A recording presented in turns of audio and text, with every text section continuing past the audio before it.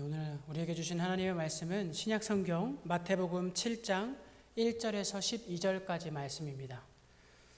제가 오늘 설교를 좀 준비하다 보니까 본문이 2배로 좀 길어졌습니다.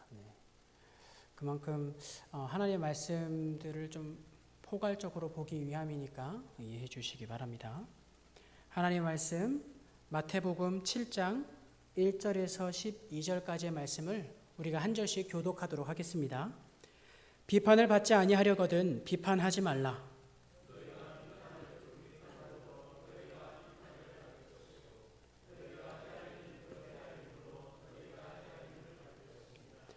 어찌하여 형제의 눈 속에 있는 티는 보고 내 눈 속에 있는 들보는 깨닫지 못하느냐?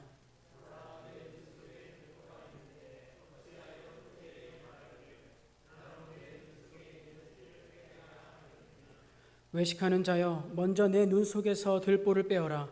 그 후에야 밝히 보고 형제의 눈 속에서 티를 빼리라.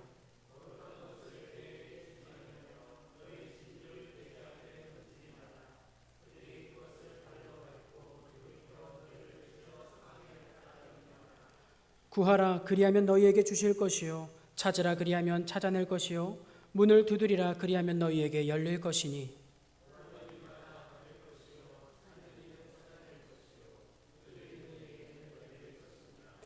너희 중에 누가 아들이 떡을 달라 하는데 돌을 주며 너희가 악한 자라도 좋은 것으로 자식에게 줄 줄 알거든 하물며 하늘에 계신 너희 아버지께서 구하는 자에게 좋은 것으로 주시지 않겠느냐. 그러므로 무엇이든지 남에게 대접을 받고자 하는 대로 너희도 남을 대접하라. 이것이 율법이요 선지자니라. 아멘. 하나님께서 함께 하십니다.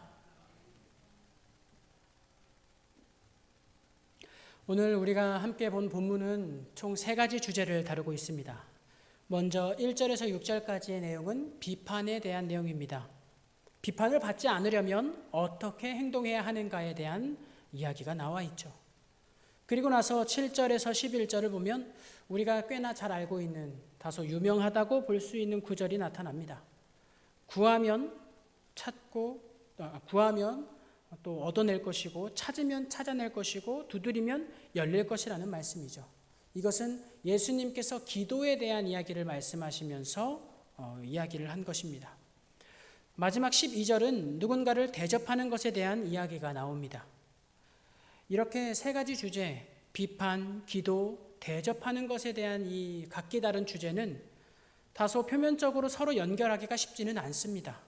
그러나 예수님께서는 이 3가지 주제를 하나의 이야기로서 만들어가고 계십니다. 오늘은 우리가 그 하나의 이야기에 집중하면서 이 말씀을 살펴보려고 합니다. 먼저 비판에 대한 이야기입니다. 당시 유대 사회에 퍼져 있는 굉장히 좋지 않은 관습이 있었는데 그것은 율법이라는 틀에 사람을 넣어서 제단하는 과정이었습니다. 특히 바리새인과 서기관들은 이런 관습을 자주 애용하곤 했죠. 그래서 많은 평민들을 율법적으로 비판하고 정죄하며 상대적으로 그것에서부터 벗어나 우월해져 있는 자신을 드높이는 걸 좋아했습니다. 그런데 문제는 뭐냐면 정작 비판을 하고 있는 자신들 역시 그렇게 율법에 합한 삶을 살고 있지 않다는 겁니다. 되려 율법에 합하지 않을 뿐만 아니라 율법에 근원되는 정신을 굉장히 크게 위반하고 있는 모습을 보였습니다. 그래서 예수님께서는 이들을 흔히 외식하는 자다라고 말씀을 하시죠. 1절, 2절을 보겠습니다. 비판을 받지 아니하려거든 비판하지 말라. 너희가 비판하는 그 비판으로 너희가 비판을 받을 것이요 너희가 헤아리는 그 헤아림으로 너희가 헤아림을 받을 것이니라. 여기서 비판은 단지 옳고 그름을 구분하는 판단으로 이야기되고 있는 것이 아닙니다. 세번역 성경에는 이것이 단순히 비판으로 번역된 것이 아니라 심판 혹은 정죄함으로 번역되고 있습니다. 비판은 즉 어떤 것을 의미하고 있냐면 사실상 사람이 사람에게 할 수 있는 행위가 아니라 하나님께 속한 행위라는 것을 이야기하고 있는 겁니다. 심판자이시며 정죄할 수 있는 분 역시도 하나님뿐이라는 것을 알려주고 있는 것이죠. 창세기 50장을 보면 심판, 정죄, 비판이 온전히 하나님께 속했다는 것을 더욱 직접적으로 이야기하고 있는 본문이 있습니다. 이 본문은 애굽의 총리가 된 요셉이 자신을 애굽의 종으로 팔아넘긴 형들과 마주하게 된 장면을 나타내고 있습니다. 여기서 요셉에게 보복을 당할까 두려워 요셉에게 스스로 엎드리며 종이 되겠다고 자처하는 형들을 향해 요셉은 이렇게 이야기하고 있습니다. 요셉이 그들에게 이르되 두려워하지 마소서, 내가 하나님을 대신하리이까. 여기서 요셉은 분명히 자신이 하려고 하는 행동 혹은 형들이 두려워하는 행동이 바로 하나님께 속한 행동이라는 것을 알고 있다는 겁니다. 즉 정죄, 비판, 심판, 재판과 같은 것들은 하나님께 속해 있음이요 자신이 행할 일들이 아니라고 이야기하는 거죠. 그것을 인정하고 나자 요셉이 깨달은 인생의 큰 교훈이 있는데 그것이 다음에 이어집니다. 당신들은 나를 해하려 하였으나 하나님은 그것을 선으로 바꾸사 오늘과 같이 많은 백성의 생명을 구원하게 하시려 하셨나니 당신들은 두려워하지 마소서, 내가 당신들과 당신들의 자녀를 기르리이다. 아멘. 요셉은 하나님을 대신하여 비판하고 심판하지 않았습니다. 그리고 나자 하나님의 그 손길 가운데 그 섭리를 인정하고 나자 자신의 삶에 보여지는 하나님의 손길을 발견하게 됩니다. 오히려 하나님의 일하심으로 자신이 살아왔다는 것을 인정하게 된 것이죠. 그러면서 사실상 세상적으로 바라볼 때 저주스러웠던 자신의 삶을 하나님께서는 오히려 선한 것으로 바꾸시며 그 선한 것으로 저주를 바꾸시는 하나님의 능력과 신성에 찬양을 합니다. 그리고 되려 두려움에 떠는 형제들을 헤아리고 위로하는 모습을 보이는 것이죠. 예수님께서는 이와 같이 단순히 비판하지 말라라고 말씀하신 것이 남들에게서부터 손가락질 받지 않으려면 비판하지 말라라고 말하면서 윤리적 도덕적인 차원의 이야기를 하신 것이 아닙니다. 즉 그들에게 여러분은 하나님의 자리에 앉으려는 그 교만을 버려야 된다고 이야기하고 있는 것이죠. 동시에 이러한 비판을 하려고 하는 교만스러운 행동은 곧 사람의 손가락질이 아니라 하나님의 비판을 낳는 결과로 이어질 것이라고 경고하신 겁니다. 2절이 바로 거기에 나타나는 해당하는 말씀입니다. 너희가 비판하는 그 비판으로 너희가 비판을 받을 것이요. 비판하는 사람이 기억해야 되는 것은 단순히 그가 누군가를 비판하는 것으로 끝나지 않는다는 것입니다. 그 비판은 반드시 자신에게로 돌아오는데 심지어 어떻게 돌아오냐면 그 비판의 주체가 세상에서 존재하는 유일한 심판자이신 하나님께로부터 비롯되어 돌아오게 된다는 것입니다. 그러므로 성도의 삶 속에서 하나님의 비판 혹은 하나님의 심판을 받지 않기 위한 중요한 하나의 방법은 나의 이웃을 정죄하지 말라는 이 말씀을 기억하시기 바랍니다. 예수님의 말씀은 사람과 사람 사이의 관계를 사람과 하나님과의 관계로 연결시키고 계십니다. 그래서 누군가를 헤아리는 사람이라면 하나님께서도 능히 그 사람의 형편을 헤아리실 것이라고 말씀하는 것이죠. 바로 요셉의 삶처럼 말입니다.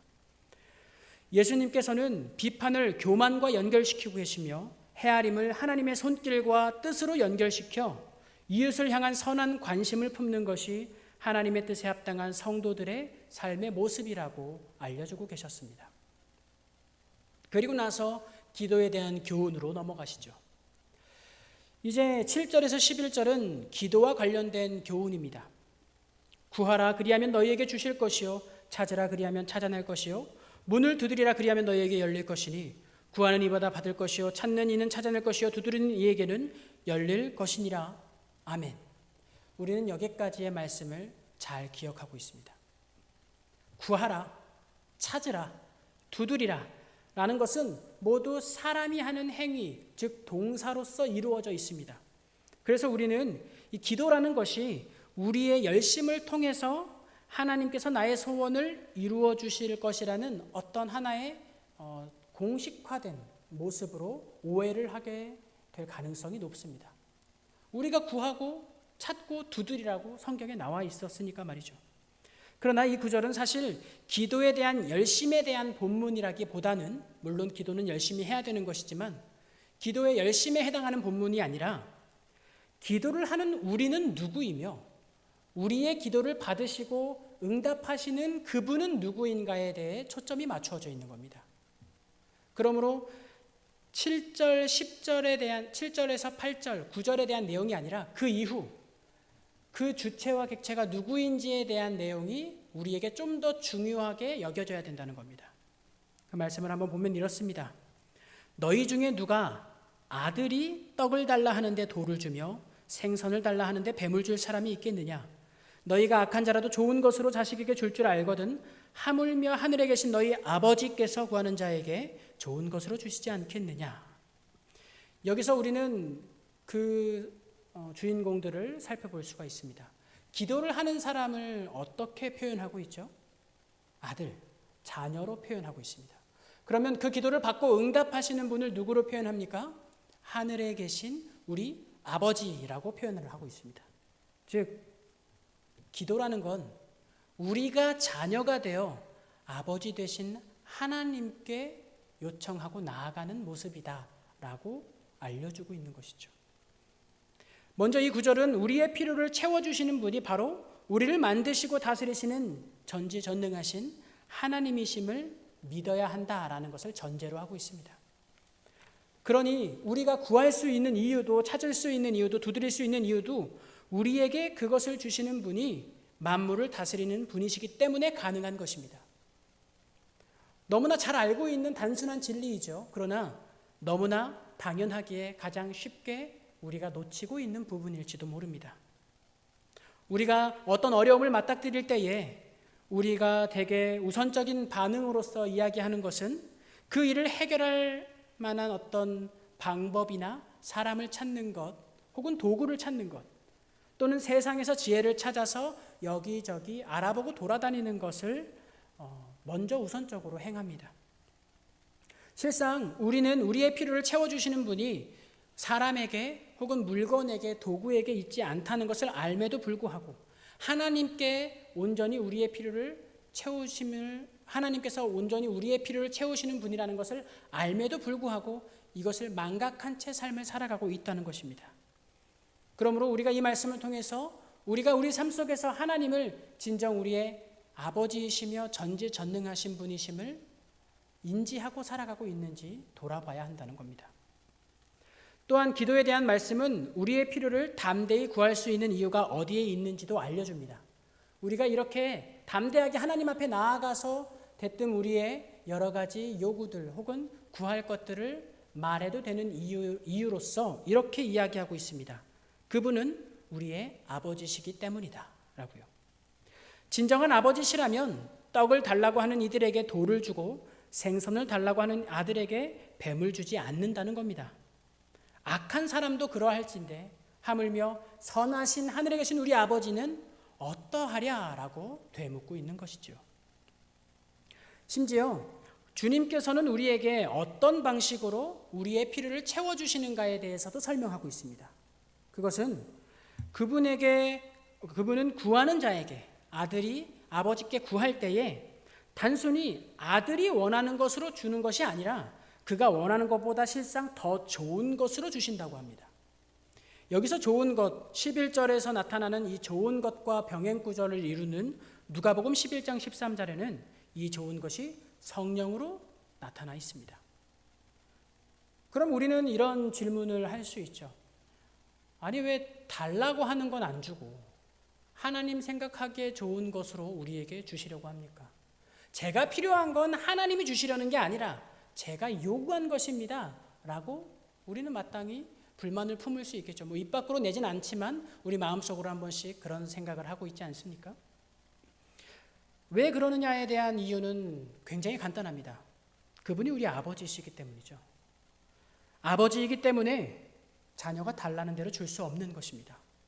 아버지이기 때문에 그 자녀가 요구하는 것보다 더 좋은 것으로, 더 선한 것으로, 더 올바른 길로 나아가게끔 도와줄 수밖에 없는 존재인 겁니다. 그에게 악한 것을 줄 수 없는 분이시기 때문입니다. 그러므로 우리에게 기도라는 것은 우상숭배처럼 우리가 원하는 것을 우리의 열심을 통해서 얻으려고 하는 것이 아니라 하나님께서 자녀된 우리에게 가장 먼저 필요하고 가장 좋은 것을 주시는 과정이라는 것을 알려주고 계시는 겁니다. 그리고 바로 그것은 가장 좋은 것은 바로 성령님의 인도하심과 보호하심 아래에 평안을 누리며 살게 되는 것이라는 거죠. 온 우주 만물을 지으시고 또 인류의 거대한 역사와 그에 비하면 지극히 작은 한 개인의 역사까지도 세밀히 운행하시는 분이 바로 우리의 진정한 아버지 되신 하나님이시라는 것을 믿으라는 말입니다. 그리고 그 주님과 날마다 교제하며 주님께 구하고 주님을 찾고 주님께 두드리는 일을 해야 되는 겁니다. 비록 우리의 방식대로 응답을 얻지 못했다 해서 그것이 응답 없음으로 치부할 것이 되지 못합니다. 우리에게 가장 좋은 것을 주시는 주님의 방식대로 우리의 삶 속에서 하나님은 일하시고 계시며 끊임없이 반응하고 응답하고 계십니다. 그리고 나서 오늘 본문의 결론이자 넓게 보자면 5장 17절부터 시작된 산상수훈의 결론인 12절 말씀이 등장합니다. 12절 말씀 우리 함께 봉독해 볼까요? 그러므로 누구든 무엇이든지 남에게 대접을 받고자 하는 대로 너희도 남을 대접하라. 이것이 율법이요 선지자니라. 이것을 결론이라고 이야기는 하지만 사실 이전의 본문들과 그렇게 밀접하게 연결이 되고 있는 것 같지는 않습니다. 그래서 우리는 이것을 보다 잘 이해하기 위해서 이 대접에 대한 이야기를 할 필요가 있습니다. 이 대접은 여기에서는 사람과 사람 사이의 관계로서 이야기되고 있지만 앞서 말씀드렸던 것처럼 예수님께서는 계속해서 사람과 사람 사이의 관계를 사람과 하나님과의 관계로 이어가고 있다는 것을 기억하시기 바랍니다. 그러므로 이 말씀을 사람과 하나님의 관계로서 이해해 보자면 우리가 하나님을 하나님으로서 대접할 때 하나님이 우리를 자녀로서 대접하신다는 것을 이야기하고 있다는 것으로 알아볼 수가 있습니다. 자, 그러면 우리가 하나님을 하나님으로서 대접한다는 건 뭘까요?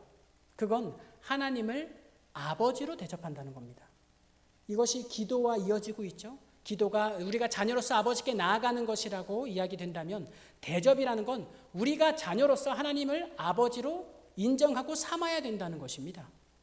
이것에 대한 예는 제가 아주 요즘 뼈저리게 느끼고 있는 현실을 통해서 알려드릴 수 있을 것 같습니다. 저희 아이들이 점점 자라면서요, 이제는 진짜로 아빠보다는 친구들을 좋아합니다. 물론 이게 굉장히 자연스러운 것이고요. 그 덕에 제 육체가 조금 편하기는 하지만요. 그래도 섭섭한 건 어쩔 수 없어요. 아이를 뭔가 뺏긴 것 같은 느낌의 어떤 상대적인 박탈감을 제가 경험하고 있습니다. 심지어 진짜 서운한 표정을 짓기도 해요. 진짜 서운한 마음이 들더라고요. 그런데 가끔 아이들이 이런 얘기도 합니다. 제가 좀 속으로 화를 내고 표출은 못하지만 속으로 약간 화가 나는 부분인데요. 아빠가 하지 못하는 일이거나 혹은 자신들에게 해주지 못하는 것들을 다른 누군가는 하거나 또 해줄 수 있다고 이야기하는 겁니다. 그러니까 아빠는 상대적으로 좀 능력이 좀 출중하지 못하고 다른 존재, 다른 어떤 능력이 출중한 존재가 있다라는 것을 저에게 어필하는 겁니다. 이럴 때 저의 마음속에 굉장한 속상함이 사무칩니다. 사실 못 해주는 것은 아니라 내 자녀이기 때문에 안 해주는 것임에도 불구하고 그 마음을 알아주지 못하는 것 같아서 좀 속상한 것이죠. 그런데 다소 좀 기우이긴 하지만 이런 걱정까지도 듭니다. 이러다가 만약 정말 큰 문제가 우리 아이들에게 일어났을 때에 아빠인 나에게 오는 것이 아니라 다른 사람, 다른 능력 있어 보이는 친구, 그런 이들에게 가면 어떡하지? 라는 조금은 이른 걱정을 해보기도 했습니다. 우리 아이에게 제가 아빠로서 대접을 받는다는 것은 무엇이냐면 어떤 때라도 아빠한테 와서 도움을 청하고 손을 벌리고 쉬라는 것입니다. 아빠니까 해줄 수 있고 아빠니까 해주고 싶은 것이죠. 아빠로서 아이에게 받는 대접은요, 영원히 아이들에게 슈퍼맨 같은 아빠로 남는 것입니다. 저는 그것을 아이들에게 받는 대접이라고 생각합니다. 우리가 하나님의 자녀로서 하나님을 대접하는 것 역시 이와 같지 않을까요? 하나님의 하나님 되심을, 하나님의 아버지 되심을 우리가 언제든지 나아갈 수 있는 존재, 우리가 고통 가운데 붙잡을 수 있는 존재, 다 큰 어른 혹은 다 늙은 노인이 돼서도 편안히 아빠라 부르며 쉴 수 있는 존재, 그분이 하나님 아버지시라는 겁니다. 하나님을 아버지라 부르며 또 아빠라고 부르며 나아가는 것이 우리에게 존재하는 아버지를 향한 마땅하고 응당한 대접이라는 겁니다. 그러면 하나님께서는 그 자녀를 돌보시겠다, 대접하겠다, 자녀로서 내가 대하겠다라고 예수님께서 가르쳐주고 있는 것이죠. 그분의 응답을 어떤 능력 없음으로 받아들이는 것이 아니라 선한 인도하심으로 신뢰하며 인정하는 것, 그것까지도 우리가 하나님을 아버지로서 대접하는 것이죠. 예수님의 산상수훈이 시작되는 5장에서부터 끝이 나는 7장까지 이러한 한결같은 가르침과 더불어서 등장하고 있는 인물들이 있습니다. 질타의 인물들인데요. 예수님이 질타하고 있는 사람들은 외식하는 자들입니다. 하나님의 자리에 서서 교만함으로 누군가를 비판하고 하나님을 아버지로 대접하며 기도하는 것이 아니라 자신의 우월함을 뽐내기 위해서 기도하는 그들은 자타공인 하나님의 자녀들이라 일컬음을 받았던 당대 바리새인들과 서기관들이었습니다. 예수님은 그들을 향해서 외식하는 자라라고 말씀하시기도 하며 당시에 관용적으로 이방인을 뜻하고 있었던 개, 돼지라고 말씀하시기도 했습니다. 즉 그들은 하나님의 자녀들이 아니라는 겁니다. 하나님의 자녀들은 기도할 때 자신을 뽐내지 않고 자신의 자녀됨을 인정하고 하나님의 아버지 되심을 인정하는 자라고 이야기하십니다. 하나님의 자녀들은 하나님 주권을 인정하는 겸손한 자들이지 순종하는 자들이지 교만한 자들이 아니라고 말합니다.